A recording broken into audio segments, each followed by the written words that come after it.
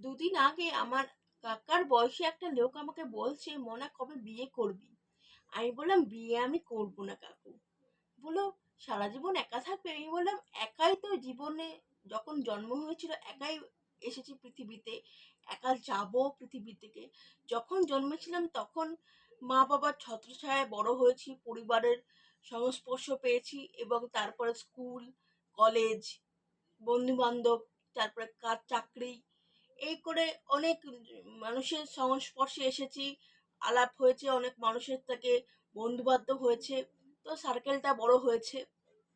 কিন্তু তার মানে যে বিয়ে করতেই হবে তার কোনো মানে নেই। তো তোমরা কি বিয়ে করতে চাও? আর কারণটা কি আছে? জীবনে কি বিয়েটা কি করাটা উচিত, নাকি না করেও থাকা যায়? সেটা তোমাদের কাছেই প্রশ্নটা রাখলাম। আশা করব উত্তরটা তোমরা দেবে। এবং আমি